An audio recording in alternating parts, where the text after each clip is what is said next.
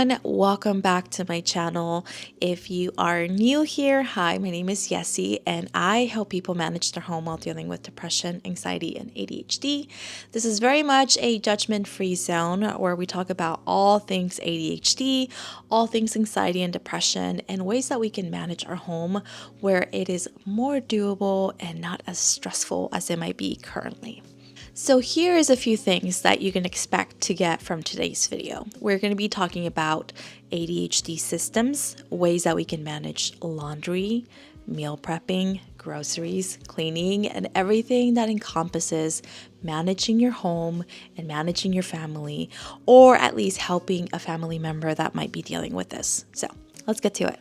So the first thing we're going to touch on is going to be cleaning. And I have previously made a video where I show you guys how to gather specific cleaners, where to put them. And I think I focus more on bathrooms because those can be very chaotic.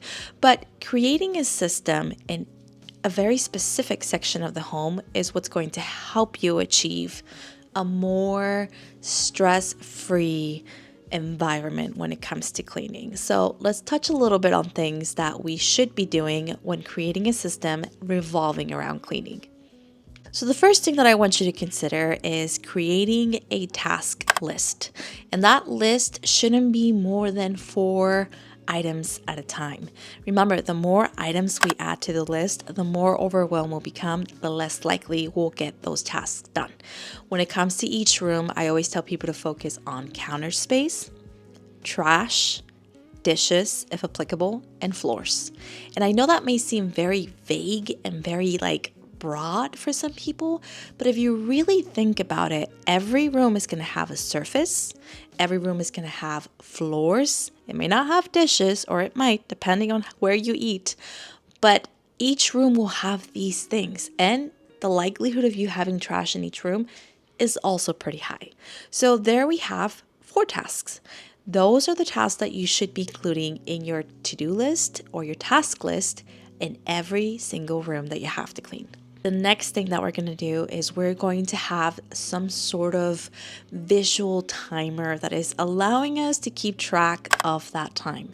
When you deal with ADHD, we tend to lose track of time. It's very easy for us to lose that.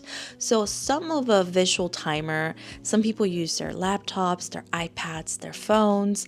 I like to use very loud timers. I have these little yellow ones that I'll show you guys. Those are perfect for me. They can be in the room and it just goes off really loudly and it just alerts me that the time is done. This will help us manage our time per task. Always have a timer with you. The third thing when it comes to cleaning is body doubling. And you might have heard of this. You've actually probably already done this.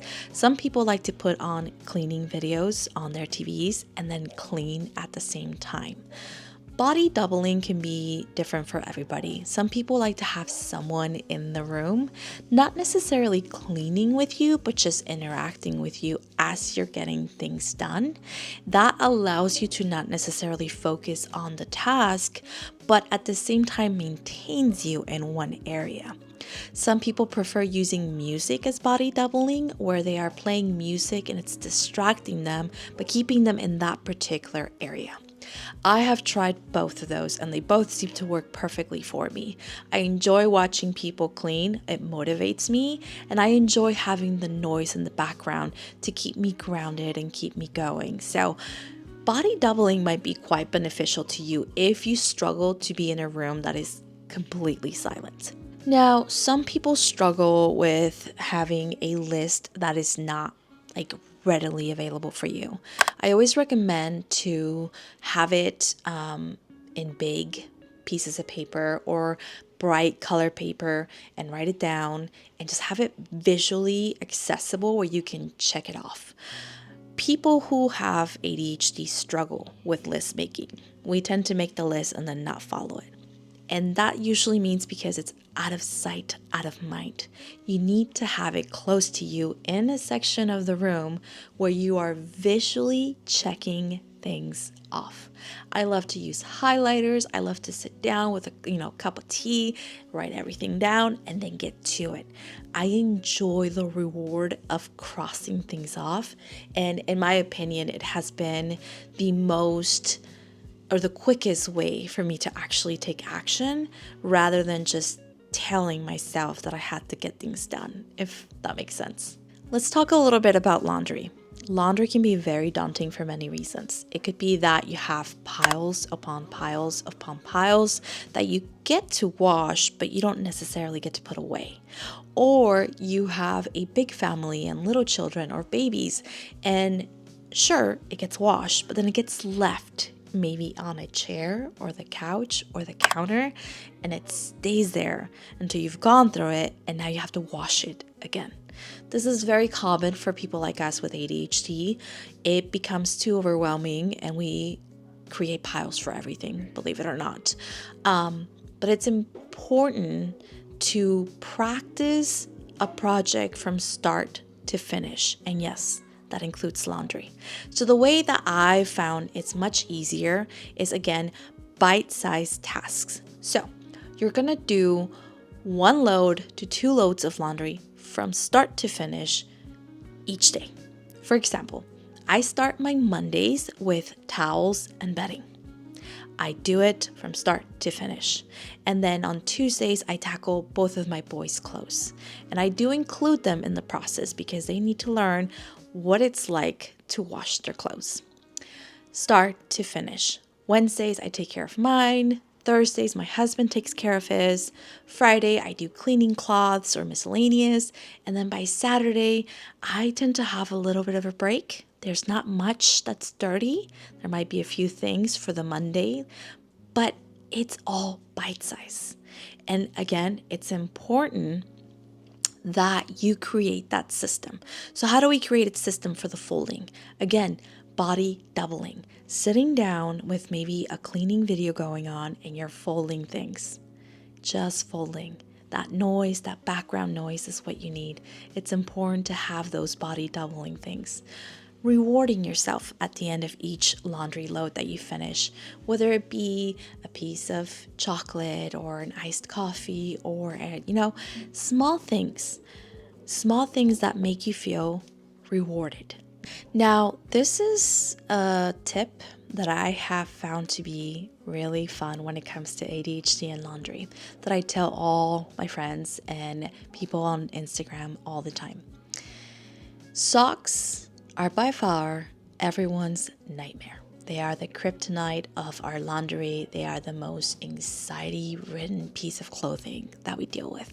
So I always tell people, don't buy the fancy pattern socks that you have to match every time. Get the Hanes pair that looks the same regardless of the pair. It's the same length so that you can just toss them into the drawer and forget about them. Honestly. And if you lose a pair, it almost doesn't matter because the other ones match. Do that for your children, do that for yourself. It has saved me so much.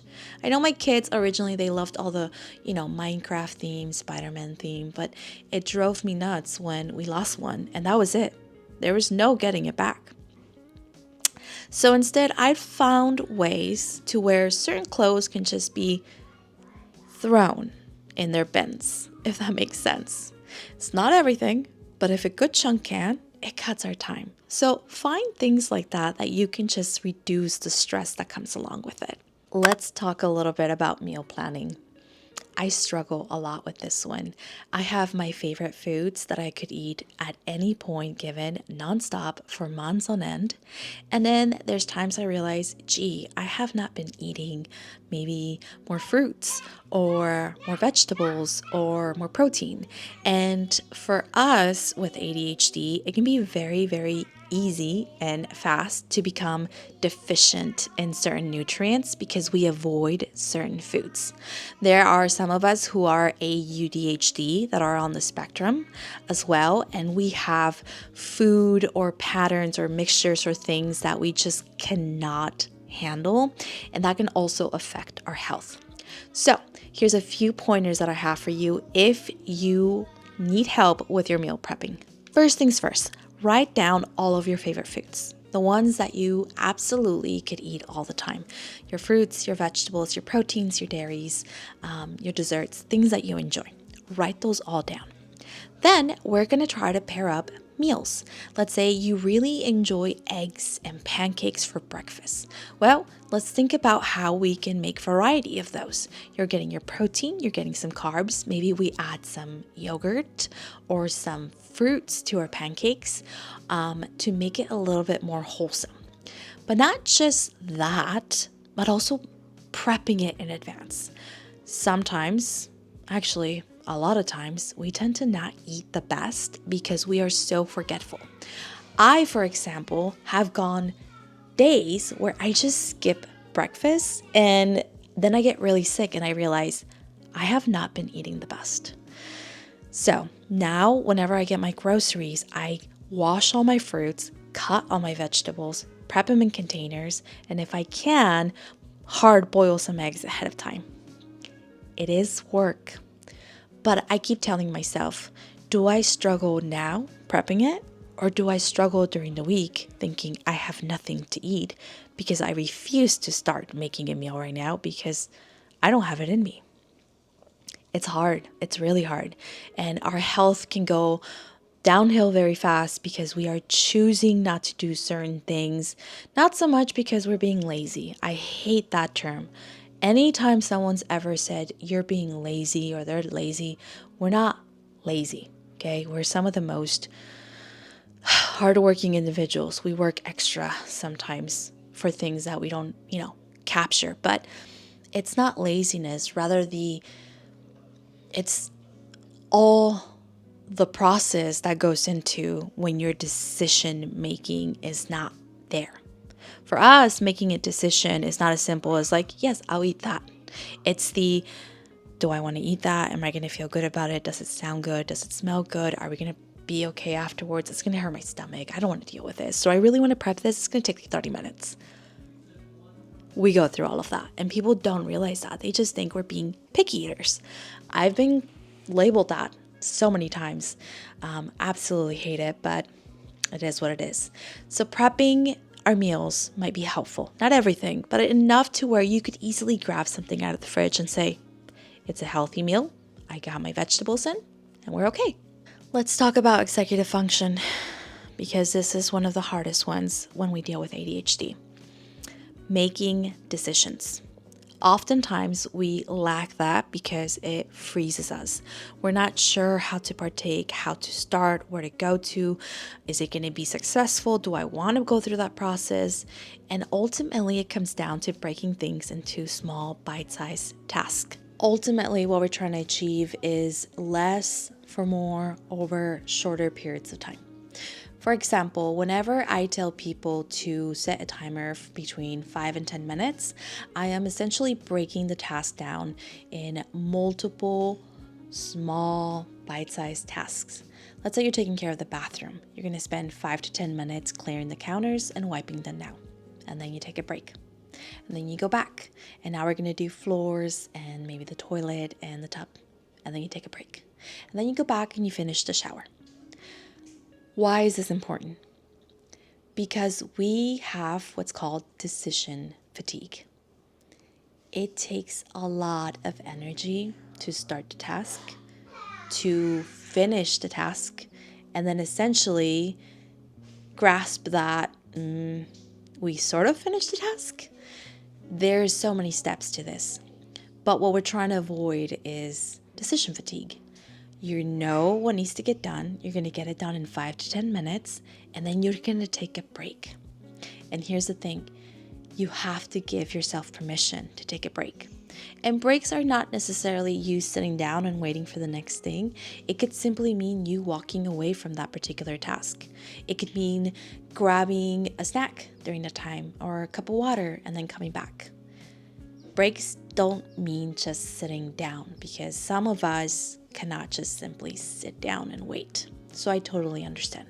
It just means walking away from that particular task so that you don't get fatigued. Those are some of the things that I have worked over the last few years. not just focus on ADHD, but the fact that when you deal with anxiety or depression or an autoimmune disease, it's very easy for us to lose track of how to achieve these things. There's many systems out there and a lot of people who are on social media and or that are authors that are trying to provide this information. It's just finding and fine-tuning the right system for your home. In the future, I hope to provide more informational videos like this. I'd hope to not just show you guys a quick cleaning video, but also sit down and talk a little bit more on a one-on-one with you guys, because it provides not just the information, but also a background story as to maybe why. This is something that I deal with day to day and that I struggle with from time to time, but I can tell you that these systems have absolutely changed the way that I manage my home. It's no longer a struggle. It's no longer this anger of not being able to. It's very much a, I can do this. This is not as bad as it seems. And I definitely want that feeling for you guys. So I hope you guys enjoyed this video. I will be posting more of these. If you enjoy it, let me know in the comments below. If you'd like to see more cleaning motivational, or maybe I can create a series of just body doubling where every task has its own body doubling session, I'd be happy to make those for you guys. And I hope to bring more systems into your home that would be beneficial to you guys or your families or your friends, or you're trying to help someone out. Until next time, I will see you guys. Bye.